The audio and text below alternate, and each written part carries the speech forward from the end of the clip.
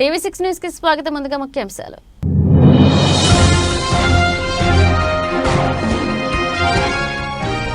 గాజాలో కాల్పుల విరమణ పాటించాలని ఐరాస తీర్మానం. ఓటింగ్ కు భారత్ దూరం.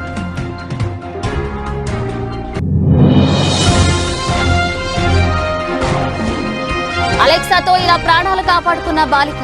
ఆమె తెలివికి మెచ్చి జాబ్ ఆఫర్ చేసిన ఆనంద్ మహీంద్ర.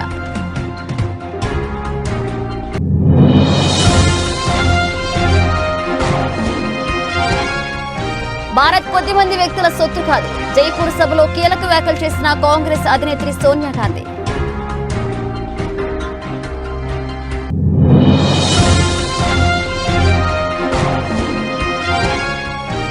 రాజస్థాన్ ఎన్నికల ప్రచారంలో ప్రధాని మోదీ. అజ్మీర్ సభలో కాంగ్రెస్ పై కౌంటర్ అటాక్ చేసిన ప్రధాని.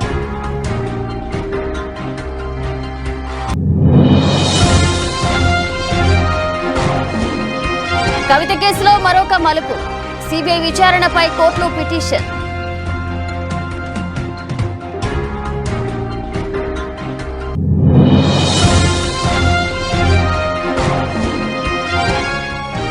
పేదలకు మంచి కొనసాగాలంటే మళ్లీ మన ప్రభుత్వమే రావాలి. ఓటర్లను ఆకట్టుకునే ప్రసంగంతో దూసుకుపోతున్న సీఎం జగన్.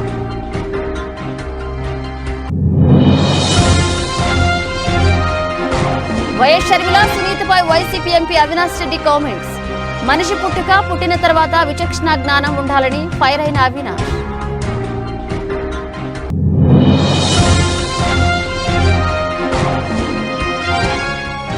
బిడ్డ గుర్తుపెట్టుకో, నేను జానారెడ్డి కాదు రేవంత్ రెడ్డిని. కేసీఆర్ పై నిప్పులు చెరిగిన సీఎం.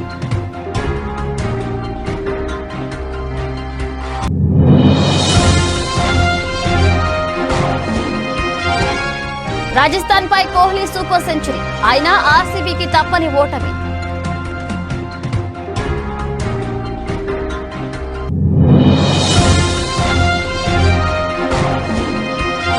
ఫ్యామిలీ స్టార్ రివ్యూల కోసం స్వయంగా మైక్ పట్టుకుని థియేటర్స్ ముందుకెళ్లిన దిల్ రాజు.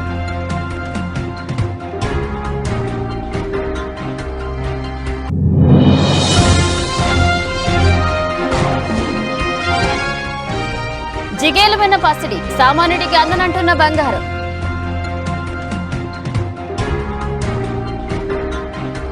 ఫలస్తీనాతో జరుగుతున్న యుద్ధంలో గాజాపై విరుచుకుపడుతున్న ఇజ్రాయెల్ను నిలువరించేందుకు చేస్తున్న ప్రయత్నాలు ఫలించడం లేదు. గాజాలో మానవ హక్కుల హననం జరుగుతుందన్న ఆందోళన మొదలైంది. ఈ నేపథ్యంలో గాజాలో కాల్పుల విరమణ పాటించాలంటూ ఐక్యరాజ్య సమితిలోని మానవ హక్కుల మండలి తీర్మానం చేసింది.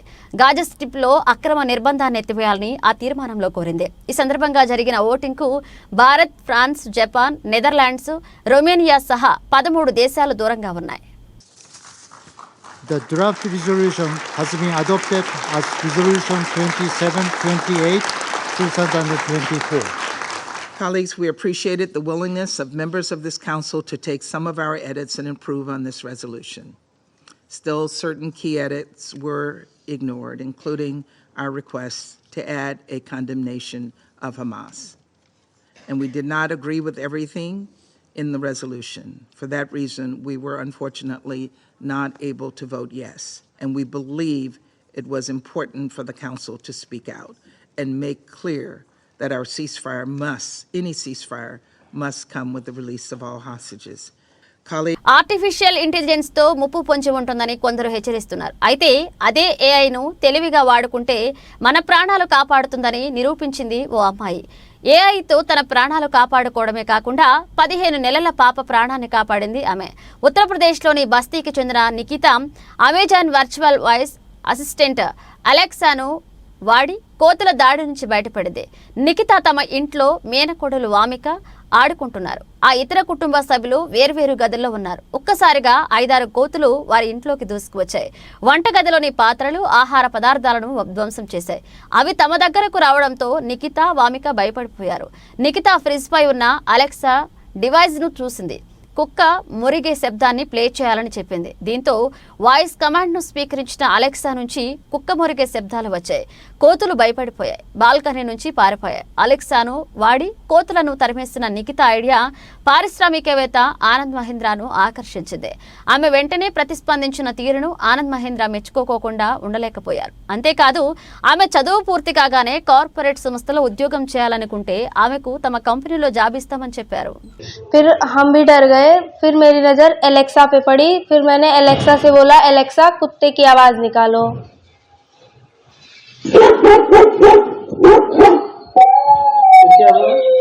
फिर कुत्ते की आवाज सुनकर अब आप कौन से जानवर की आवाज सुनना पसंद करेंगे?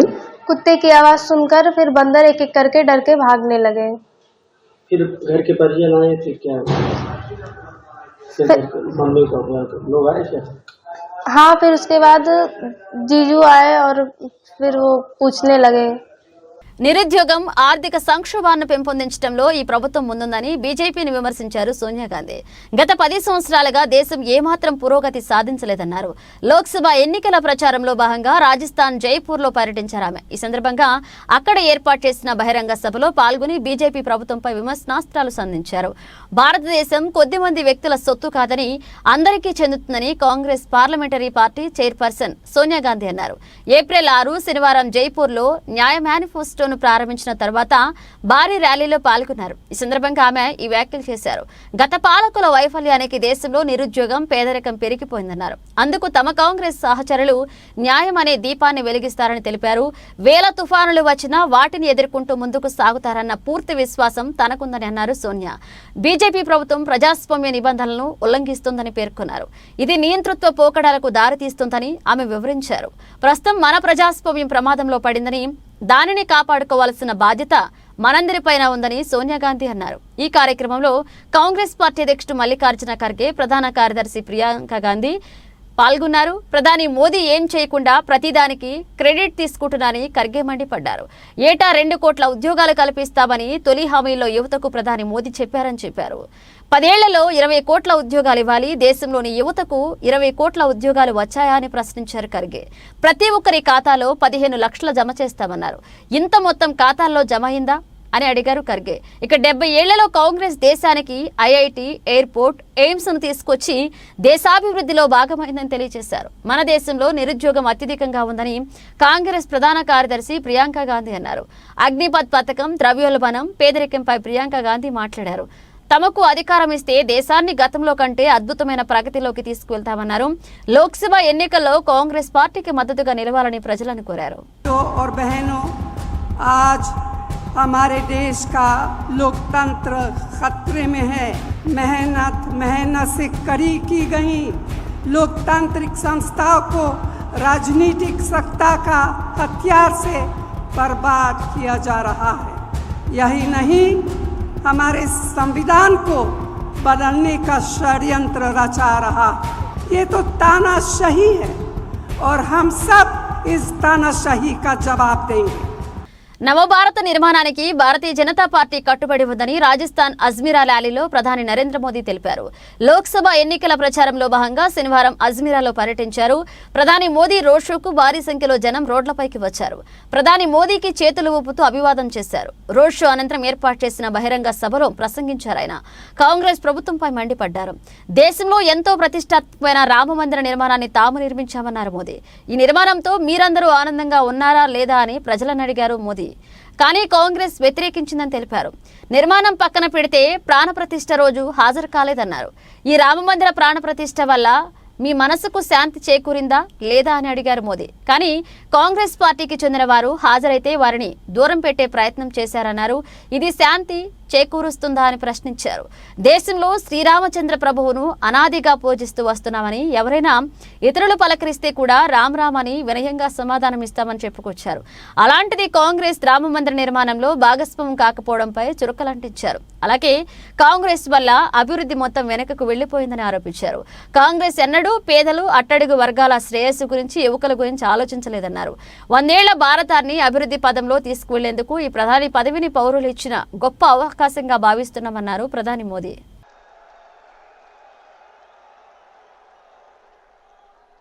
करोड़ों बहनों के पास बैंक का खाता नहीं था, अगर कहीं से थोड़े बहुत पैसे बचा लिए तो या तो अनाज के डिब्बे में रखना पड़ता था। आज मोदी ने इन माताओं बहनों के बैंक में खाते खुलवा दिए। अब देखिए समाज की क्या स्थिति थी। अगर परिवार में खेत है तो पुरुष के नाम पर, घर है तो पुरुष के नाम पर, गाड़ी है तो पुरुष के नाम पर, दुकान है तो पुरुष के नाम पर, और अगर पति नहीं रहा तो बेटे के नाम पर। हमारी माताओं बहनों के नाम कुछ नहीं होता था। ఢిల్లీ లిక్కర్ కేసులో అరెస్ట్ అయిన ఎమ్మెల్సీ కవిత సిబిఐ విచారణను వ్యతిరేకించారు. ఈ కేసులో కవితను విచారించేందుకు తమకు అనుమతి ఇవ్వాలని సిబిఐ ఢిల్లీ స్పెషల్ కోర్టును కోరింది. అయితే దీనిపై స్పందించిన ఢిల్లీ స్పెషల్ కోర్టు తీహార్ జైలుకు వెళ్లి కవితను విచారించవచ్చని శుక్రవారం ఆదేశాలు జారీ చేసింది. ఇదిలా ఉంటే ఈ కేసులో ఊహించని పరిణామం చోటు చేసుకుంది. తనపై విచారణ కోరుతూ వేసిన పిటిషన్ను వ్యతిరేకిస్తూ శనివారం అదే ఢిల్లీ కోర్టును ఆశ్రయించారు కవిత. అలాగే విచారణ నిమిత్తం తీహార్ జైలుకు వెళ్లిన సిబిఐ అధికారులకు కవిత సహకరించలేదు. తీహార్ జైల్లో కవితను విచారణ చేయడానికి central bureau of investigation court శుక్రవారం అనుమతి ఇచ్చింది. జ్యుడిషియల్ కస్టడీలో ఉన్న కవితను విచారించేందుకు కోర్టు అనుమతి కోరుతూ సిబిఐ దాఖలు చేసిన పిటిషన్పై పూర్తి స్థాయిలో విచారణ జరిపిన అవెన్యూ కోర్టు ఆ ఆదేశాలు జారీ చేసింది.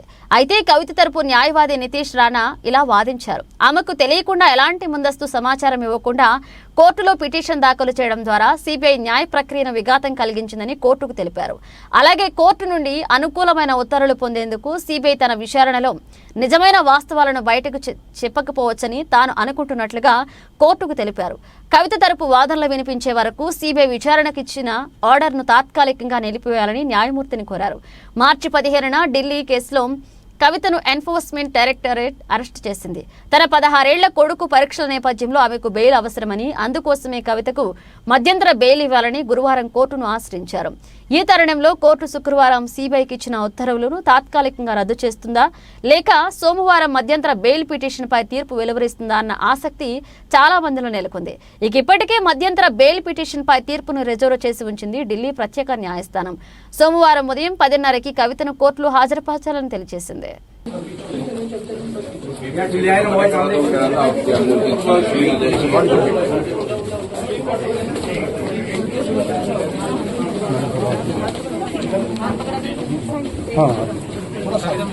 Do you want to say something?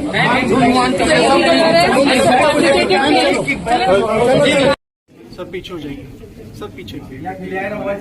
अरे भाई पीछे हो जाओ, भाई पीछे हो जाओ।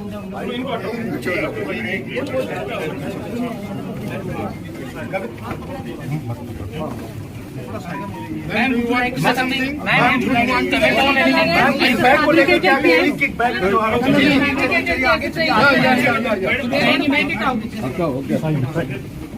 Ma'am, would you like to say something? It's an illegal arrest. They're going to fight it out.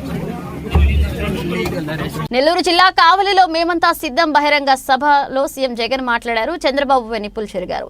చంద్రబాబును నమ్మడం అంటే పులి నోట్లో తలపెట్టడమే అని జగన్ అన్నారు. మోసం, అబద్ధం, కుట్ర, వెన్నుపోటు కలిపితే చంద్రబాబు అని వ్యాఖ్యానించారు. వచ్చే 5 ఏళ్లలో భవిష్యత్తును నిర్ధారించేందుకు 5 వారాల గడువు మాత్రమే ఉందన్నారు జగన్.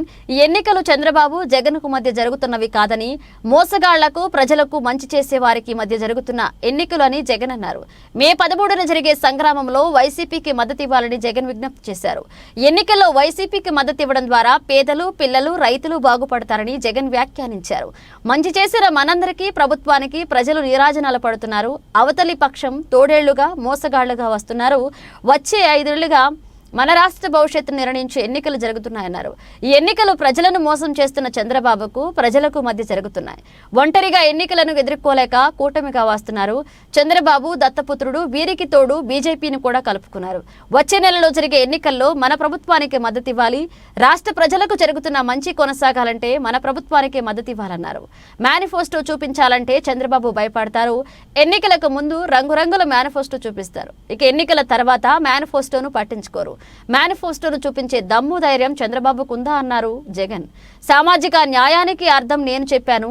అక్కా చెల్లెములకు అవ్వాతాతలకు సంక్షేమం అందించాం. 14 ఏళ్లు ముఖ్యమంత్రిగా ఉన్న చంద్రబాబు మేం చేసిన దాంట్లో కనీసం 10% చేశారా అని ప్రశ్నించారు. సచివాలయం, వాలంటీర్, రైతు భరోసా కేంద్రం, విలేజ్ క్లినిక్, అలాగే digital library, English medium school, మహిళా పోలీసు, అక్కా చెల్లెముల ఫోన్లలో దిశ యాప్, వాలంటీరీ వ్యవస్థ ఎక్కడ చూసినా ఉంది. అందుకే ధైర్యంగా ఇన్ని చేశానని చెబుతున్నా. ప్రతి కుటుంబానికి మంచి చేశాను కాబట్టి ధైర్యంగా చెబుతున్నా. ప్రతి కుటుంబంలో మంచి జరిగి ఉంటేనే నాకు మద్దతు ఇవ్వమని కోరుతున్నా అన్నారు జగన్. ఈ మంచి మరో 5 ఏళ్ల పాటు కొనసాగాలంటే ఓటు ద్వారా మద్దతు ఇవ్వాలన్నారు. ఈ ఓటుతో ప్రజలు తలరాతలు మారుతాయన్నారు. కుటుంబ సభ్యులతో మాట్లాడి చర్చించి ఒక నిర్ణయానికి రండి. ఎవరి వల్ల మేలు జరిగిందనే విషయాన్ని లోతుగా ఆలోచించండి. 2014లో చంద్రబాబు ఇదే కూటమిగా ఏర్పడి అమలుకు సాధ్యం కాని హామీలు ఇచ్చారు. ముఖ్యమైన హామీలను చంద్రబాబు ఒక కరపత్రాన్ని విడుదల చేశారు. మోదీ, పవన్ కళ్యాణ్ ఫోటోలు కూడా ఈ కరపత్రంలో వేశారు. రైతులకు రుణమాఫీ, పొదుపు సంఘాలకు రుణమాఫీ పూర్తిగా చేస్తామని చెప్పారు. కానీ అమలు చేయలేదు. ఇంటింటికి ఉద్యోగం, లేకపోతే నిరుద్యోగ భృతి ఇస్తానన్నారు. మరి ఇచ్చారా? ప్రత్యేక హోదా ఏమైనా తెచ్చారా? ఇప్పుడు కూడా ఇదే కూటమి మరొకసారి ఎన్నికలకు వస్తుంది. మరొకసారి రంగురంగుల పేపర్లతో మేనిఫెస్టో తెస్తున్నారు. సూపర్ 6, సూపర్ 7 అంటున్నారు. ప్రజలు నమ్ముతారా? చంద్రబాబు నమ్మితే ప్రజలు మోసపోవడమే. ప్రజలంతా స్టార్ క్యాంపెయినర్లుగా మారి పేదవాడి ఇంటికి వెళ్లి నిజాలు చెప్పి వారిని కూడా స్టార్ క్యాంపెయినర్లుగా మార్చాలన్నారు సీఎం జగన్. ఎన్నికల వేళ ఆంధ్రప్రదేశ్లోని బద్వేల్లో వైసీపీ ఎంపీ అవినాష్ రెడ్డి ఎన్నికల ప్రచారంలో పాల్గొని వైఎస్ షర్మిల, మాజీ మంత్రి వివేక కుమార్తె సునీతపై మండిపడ్డారు. షర్మిల తాజాగా చేసిన కామెంట్లకు అవినాష్ రెడ్డి కౌంటర్ ఇచ్చారు. మనిషి పుట్టిన తర్వాత విచక్షణ జ్ఞానం ఉండాలని అవినాష్ రెడ్డి అన్నారు. తమ గురించి చెడ్డగా ఎంత ప్రచారం చేసుకుంటారో చేసుకోండని చెప్పారు. వారి విఘ్నతకే వదిలేస్తున్నామన్నారు. విఘ్నత కలిగిన వారెవరూ అలాంటి వ్యాఖ్యలు చేయరన్నారు అవినాష్. అలాంటి మాటలు వినడానికి కూడా బాగోవని చెప్పారు. కాగా శుక్రవారం బద్వేలు నియోజకవర్గంలో వైఎస్ సునీతతో కలిసి ఎన్నికల ప్రచారంలో పాల్గొన్నారు ఏపీసీసీ అధ్యక్షులు వైఎస్ షర్మిల. అవినాష్ రెడ్డిపై షర్మిల తీవ్రస్థాయిలో మండిపడ్డారు. కడపలో వైసీపీ నుంచి అవినాష్ రెడ్డి పోటీ చేస్తుండగా కాంగ్రెస్ నుంచి వైఎస్ షర్మిల బరిలో దిగుతున్నారు. వినడానికి ఎంత భయంకరంగా ఉంటుందంటే అంత భయంకరంగా ఉంటుంది. కానీ వాళ్ళ విజ్ఞతకే వదిలేద్దాం. ఆ మాట వాళ్ళ విజ్ఞతకే వదిలేద్దాం. ఎందుకంటే పరిస్థితి ఎలా ఉంటుందంటే మొహానికి మసి పూస్తారు, లేకుంటే మీద పొడి వేస్తారు. నువ్వు కరుక్కో అంటారు, నువ్వు తుడుచుకో అంటారు. నువ్వు తుడుచుకుంటూ పోతే తిడుతూనే ఉంటారు. నీ విజ్ఞతకే వదిలేస్తున్నా. మాట్లాడే వాళ్ళ విజ్ఞతకే నేను వదిలేస్తా ఉన్నా. ఎక్కువ దీని గురించి డిస్కషన్ కూడా అవసరం లేదు. మాట్లాడే వాళ్ళు ఎంత కావాలంటే అంత మాట్లాడుకోండి, నాకు ఏ అభ్యంతరం లేదు. కానీ మనిషి అన్నాక కొంచెము విజ్ఞత, విచక్షణ అనేది కొంచెమైనా ఉండాలని చెప్పి నేను కోరుకుంటా. మనిషి అన్నాక, మనిషి పుట్టుకే అయితే కదా తప్పకుండా కొంచెమైనా విజ్ఞత, విచక్షణ ఉండాలా, కొంచెమైనా ఇంకిత జ్ఞానం ఉండాలా. ఏదేమైనా మీ విజ్ఞతకి నేను వదిలేస్తా ఉన్నా అని చెప్పి తెలియజేస్తూ, నిజంగా ఈ కార్యక్రమం బద్వేల్లో ఈ ప్రచార కార్యక్రమం విజయవంతం చేసిన ప్రతి కార్యకర్తకు. తుక్కుగూడలో కాంగ్రెస్ జనజాతర బహిరంగ సభలో మాజీ ముఖ్యమంత్రి కేసీఆర్ పై సీఎం రేవంత్ రెడ్డి నిప్పులు చెరిగారు. తీవ్రస్థాయిలో ధ్వజమెత్తారు. కాంగ్రెస్ నేతలు నా వెంట్రుకు కూడా అంటూ కేసీఆర్ చేసిన వ్యాఖ్యలపై విరుచుకుపడ్డారు. ముఖ్యమంత్రిగా పనిచేసిన వ్యక్తి మాట్లాడే భాష ఇదేనా అని సీఎం రేవంత్ రెడ్డిని నిలదీశారు. అడవి పందిలా 10 ఏళ్ల పాటు తెలంగాణను సర్వనాశనం చేశారు. 10 ఏళ్లలో 100 ఏళ్ల విధ్వంసం చేశారు. మీ కాలు విరిగిందని, మీ కూతురు జైలుకు పోయిందని కొంతకాలం మేము సంయమనం పాటించా అని ఏది పడితే అది మాట్లాడితే చూస్తూ ఊరుకోమని నేను జానారెడ్డిని కాదు రేవంత్ రెడ్డిని అని గుర్తు చేశారు. పెట్టుకో బిడ్డ, మా కార్యకర్తలతో జాగ్రత్త అంటూ చెలరేగిపోయారు సీఎం రేవంత్ రెడ్డి. నీ లత్కోరు మాటలకు చర్లపల్లి జైల్లో చెప్పుకూడ తినిపిస్తా అన్నారు. ఇక నువ్వు పేదలకు డబుల్ బెడ్రూమ్ ఇళ్లు కట్టివ్వలేదు, అలాగే నేను మాత్రం నీకు తప్పకుండా చర్లపల్లి జైల్లో డబుల్ బెడ్రూమ్ ఇళ్లు కట్టిస్తా బిడ్డ. నీ కొడుకు, కూతురు, అల్లుడు, నువ్వు అందరూ కలిసి ఉండేలా జైల్లో డబుల్ బెడ్రూమ్ ఇళ్లు కట్టిస్తా అన్నారు సీఎం రేవంత్ రెడ్డి హెచ్చరించారు. ఇక బీఆర్ఎస్ ను తొక్కినట్లే బీజేపీని కూడా తుక్కుతుక్కుగా తొక్కుతామన్నారు. కార్యకర్తల రక్త త్యాగంతో తెలంగాణలో ప్రభుత్వం ఏర్పడిందన్నారు. గుజరాత్ మోడల్ కాదు, ఒక వైబ్రెంట్ తెలంగాణ. 700 మంది రైతులను చంపినందుకు మోదీకి ఓటేయాలా? దేశాన్ని విభజన చేసే కుట్ర చేస్తున్నందుకు మోదీకి ఓటేయాలా? నమో అంటే నమ్మితే మోసం. అలాగే 10 ఏళ్లైన విభజన హామీలు అమలు చేయనందుకు బీజేపీకి ఓటేయాలా అని మాజీ ముఖ్యమంత్రి మాట్లాడే భాష ఇదేనా? దోపిడీ దొంగల్లా 10 ఏళ్లు దోచుకున్నారన్నారు. కాంగ్రెస్ కార్యకర్తలు తలుచుకుంటే కేసీఆర్ లాగు కూడా ఉండదని అన్నారు. అలాగే మా 100 రోజుల పాలన చూసి 14 సీట్లలో గెలిపించండి. రాహుల్ ప్రధాని కావాలంటే తెలంగాణలో కాంగ్రెస్ ఎంపీలను గెలిపించాలి. దేశం మొత్తం పాదయాత్ర చేసి ప్రజల బాధలు తెలిసిన రాహుల్ విమానాల్లో తిరుగుతూ పోటుకో డ్రెస్ మార్చే మోదీ కాదు. నరేంద్ర మోదీ పరివార్, ఈడీ, సిబిఐ మాది దేశం కోసం త్యాగం చేసిన గాంధీ పరివార్ అన్నారు. ఈ ఎన్నికలు మోదీ పరివార్, గాంధీ పరివార్ మధ్య, అలాగే తెలంగాణ సమాజానికి గాంధీ కుటుంబం అండగా ఉంటుందన్నారు సీఎం రేవంత్ రెడ్డి. మొన్న మాట్లాడింది మీరు చూసి ఉంటారు. కేసీఆర్ గారు మాట్లాడింది నా ఎంటిక కూడా బీకలేరని మాజీ ముఖ్యమంత్రిగా మాట్లాడిండు. ఇది మాజీ ముఖ్యమంత్రి మాట్లాడే భాషనేనా? భాష గురించి, భావం గురించి, ప్రజా సమస్యల గురించి మాట్లాడే చంద్రశేఖర్ రావు 10 సంవత్సరాలు ఈ తెలంగాణ రాష్ట్రంని పట్టి పీడించి వేధించి దోసుకొని దోపిడి దొంగలాక అడవి పందుల్లాక తెలంగాణ రాష్ట్రాన్ని సర్వనాశనం చేసి 10 సంవత్సరాలలో 100 సంవత్సరాల విధ్వంసం చేసినావు. ఇవాళ మమ్మల్ని ఎంటిక బీకలేరంటావా? మా కాంగ్రెస్ పార్టీ కార్యకర్తలు అనుకుంటే నీ ముడ్డి మీద డ్రాయర్ కూడా ఉండదు పీకడం మొదలు పెడితే బిడ్డ. ఇవాళ నువ్వు అనుకుంటున్నావు నువ్వు ఏది పడితే అది మాట్లాడితే చూస్తూ ఊరుకుంటామని. చూస్తూ ఊరుకునేటోడు ఎవరు లేరు. నేను పెద్దలు జానారెడ్డి గారి లాగా కాదు, నేను రేవంత్ రెడ్డిని బిడ్డ. అంగిలాగు ఊడదీసి నువ్వు మాట్లాడే లత్కోర్ లఫంగ మాటలకు చెర్లపల్లి జైల్లో చిప్పకూడు తినిపిస్తా బిడ్డ. నువ్వు అనుకుంటున్నావేమో. ఆనాడు చెప్పినా ఈనాడు చెప్తున్నా, నువ్వు పేదలకు డబుల్ బెడ్రూమ్ ఇల్లు కట్టియలే. నేను మాత్రం నీకు తప్పకుండా డబుల్ బెడ్రూమ్ ఇల్లు కట్టిస్తా చెర్లపల్లి జైల్లో. ఐపీఎల్లో మరొక పోరు అభిమానులకు కట్టిపడేసింది. ప్రపంచంలోనే అత్యుత్తమ బ్యాటర్లుగా ప్రశంసలు పొందుతున్న విరాట్ కోహ్లీ, జాస్ బట్లర్ ఒకే మ్యాచ్లో సెంచరీలతో విరుచుకుపడితే 2 కంట్లు చాలవనుకుని శనివారం రాజస్థాన్ రాయల్స్, అలాగే రాయల్ ఛాలెంజర్స్ బెంగళూరు ఆర్సీబీ పోరులో ఇదే జరిగింది. తొలుత రాజస్థాన్ బౌలర్లను చెడుగుడు ఆడుతూ విరాట్ సెంచరీతో విజృంభిస్తే రాజస్థాన్ విధ్వంసకారుడు బట్లర్ ఆఖరి బంతికి 6తో శతకర్జన చేశాడు. మొత్తంగా 2 సూపర్ సెంచరీలు నమోదైన మ్యాచ్లో బెంగళూరుపై రాజస్థాన్ దే పైచేయింది. ఐపీఎల్లో రాజస్థాన్ బెంగళూరు మ్యాచ్ అభిమానులకు పసందైన విందు అందించింది. టికెట్ ధరకు 2 మజాను ఫ్యాన్స్ పొందారు. శనివారం జరిగిన మ్యాచ్లో రాజస్థాన్ 6 వికెట్ల తేడాతో ఆర్సీబీపై అద్భుత విజయం సాధించింది. ఆడిన 4 మ్యాచ్ల్లో 4 విజయాలతో రాయల్స్ 8 పాయింట్లతో అగ్రస్థానంలో ఉంటే ఆర్సీబీ 4వ ఓటమితో 8వ స్థానానికి పరిమితమైంది. ఆర్సీబీ నిర్దేశించిన 184 పరుగుల లక్ష్య ఛేదనలో రాజస్థాన్ 19.1 ఓవర్లలో 189.4 స్కోర్ను చేసింది. బట్లర్ 58 బంతుల్లో 9 4లు 4 6లు సూపర్ సెంచరీతో కదం తొక్కగా కెప్టెన్ శాంసన్ 42 బంతుల్లో 69, 8 4లు 2 6లు సాధికారక ఇన్నింగ్స్తో ఆకట్టుకున్నాడు. టోఫ్లే 2/27 2 వికెట్లు తీశాడు. తొలుత విరాట్ కోహ్లీ 72 బంతుల్లో 113 నాట్అవుట్, అలాగే 12 4లు 4 6లు శతక విజృంభణకు తోడు కెప్టెన్ డూప్లెసిస్ 44 ఆకట్టుకోవడంతో బెంగళూరు 20 ఓవర్లలో 183/3 స్కోర్ చేసింది. Maxwell 1, Saurav Chauhan 9, Green 5 not out స్వల్ప స్కోర్లకే పరిమితమయ్యారు. చాహల్ 2/34, బర్గర్ 1/33 రాణించారు. ఇక సెంచరీతో జట్టు విజయంతో కీలకమైన బట్లర్లకు మ్యాన్ ఆఫ్ ద మ్యాచ్ దక్కింది. ఆదివారం ఐపీఎల్తో డబుల్ ధమాకా పోరు అభిమానులను అలరించుకుంది.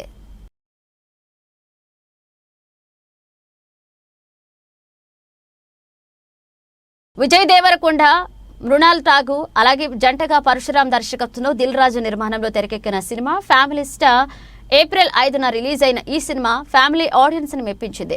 ఈ సినిమాకి దిల్ రాజు టీం బాగా ప్రమోషన్స్ చేశారు. ఎప్పుడూ లేని రేంజ్ లో దిల్ రాజు అన్ని తానే ఈ సినిమాను నడిపించాడు.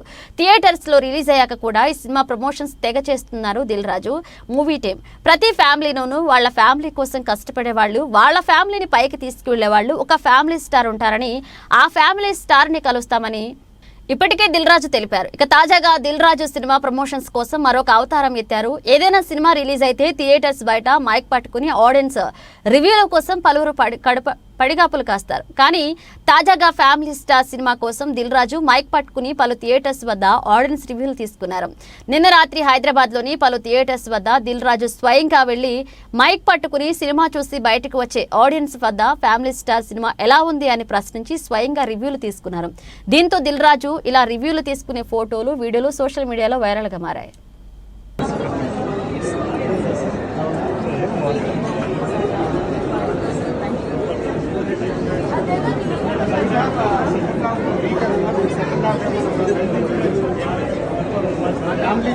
100% family cinema and worth to watch.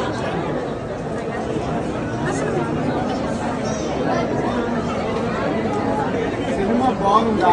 ఏం నచ్చిందమ్మా నీకు? ఫైటింగ్ నచ్చిందా? బంగారం సామాన్యుడికి అందనట్టుంది. ఆకాశమే హద్దుగా దూకిపోతున్న పుత్తడి ధర మరో చారిత్రాత్మక గరిష్ట స్థాయికి ఎగబాకింది. రోజుకొక రికార్డ్ బద్దలు కొడుతున్న గోల్డ్ ధర శనివారం మరొక మైలురాయి 71,000 అధిగమించింది. అంతర్జాతీయ మార్కెట్లు అతి విలువైన లోహాల ధరలు పుంజుకోవడంతో దేశీయంగా బగబగ మండుతుంది. ఇదే క్రమంలో హైదరాబాద్ బులియన్ మార్కెట్లో 22 క్యారెట్లు మిగిలిన 10 గ్రాముల ధర 1200 ఎగబాకి 64,150 నుంచి 65,350కి చేరుకుంది. అలాగే 24 క్యారెట్లు కలిగిన 99.9 స్వచ్ఛత కలిగిన తులం బంగారం ధర 1310 అధికమై 71,290 పలికింది. ఒకే రోజు ఇంతటా స్థాయిలో పెరగడం విశేషం. ఇదిలా ఉంటే ఢిల్లీలో తులం ధర 1,310 ఎగబాకి 71,440కి పలికింది. ప్రస్తుతం దేశవ్యాప్తంగా పెళ్లిళ్ల సీజన్ అయినప్పటికీ కొనుగోళ్లు అంతంత మాత్రంగానే నమోదయ్యాయి. అవసరం ఉంటే తప్ప కొనుగోళ్లు చేయడం లేదని బంగారం వ్యాపారి ఒకరు తెలిపారు. బంగారంతో పాటు వెండి పరుగులు పెడుతుంది. హైదరాబాద్లో కిలో వెండి ఏకంగా 2,000 అధికమై 85,000 నుంచి 87,000కు చేరుకుంది. పారిశ్రామిక వర్గాలు అలాగే నాణేల తయారీదారుల నుండి డిమాండ్ అధికంగా ఉండడమే ఇందుకు కారణం. ఢిల్లీలో వెండి 83,500 పలికింది. శుక్రవారంతో పోలిస్తే 1800 పెరిగినట్లుగా అయింది. భవిష్యత్తులో మరింత పెరిగే అవకాశాలున్నాయని బులియన్ వర్తకులు వెల్లడిస్తున్నారు. అమెరికా ఫెడరల్ రిజర్వ్ వడ్డీ రేట్లను తగ్గించుకున్నట్లుగా సంకేతాలు ఇవ్వడం, రష్యా ఉక్రెయిన్ దేశాల మధ్య ఉద్రిక్త పరిస్థితులు కొనసాగుతుండటంతో పెట్టుబడిదారులు తమ పెట్టుబడులను సురక్షితమైన బంగారం వైపు మళ్లించడం కూడా ధరలు పెరగడానికి ప్రధాన కారణంగా కనిపిస్తోంది.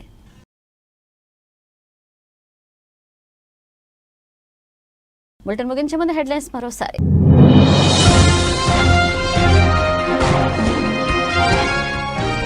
గాజాలో కాల్పుల విరమణ పాటించాలని ఐరాస తీర్మానం. ఓటింగ్కు భారత్ దూరం.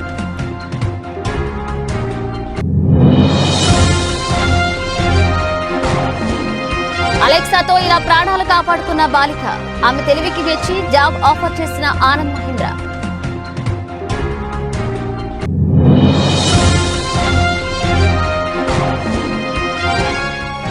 భారత్ కొద్ది మంది వ్యక్తుల సొత్తు కాదు. జైపూర్ సభలో కీలక వ్యాఖ్యలు చేసిన కాంగ్రెస్ అధినేత్రి సోనియా గాంధీ.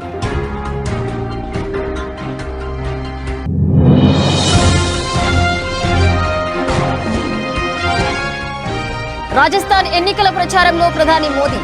అజ్మీర్ సభలో కాంగ్రెస్ పై కౌంటర్ అటాక్ చేసిన ప్రధాని.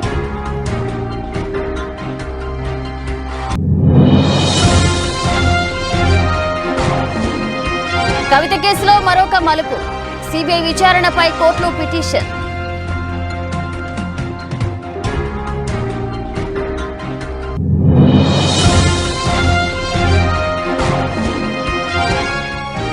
పేదలకు మంచి కొనసాగాలంటే మళ్లీ మన ప్రభుత్వమే రావాలి. ఓటర్లను ఆకట్టుకునే ప్రసంగంతో దూసుకుపోతున్న సీఎం జగన్.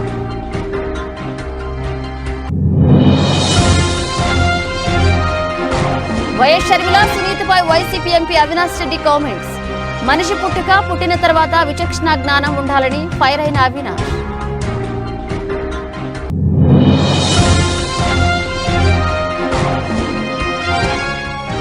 బిడ్డ గుర్తుపెట్టుకో, నేను జానారెడ్డి కాదు రేవంత్ రెడ్డి. కేసీఆర్ పై నిప్పులు చెరిగిన సీఎం.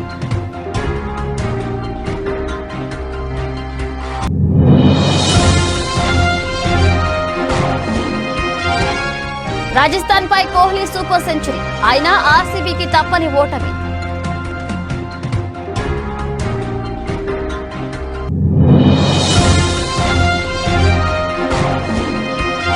ఫ్యామిలీ స్టార్ రివ్యూల కోసం స్వయంగా మైక్ పట్టుకుని థియేటర్స్ ముందుకెళ్లిన దిల్ రాజు.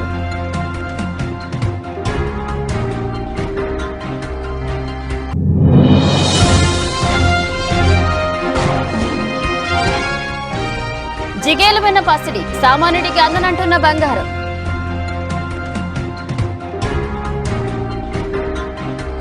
ఇవి ఇప్పుడు ఒక అప్డేట్స్. మన అప్డేట్స్తో మళ్ళీ కలుద్దాం.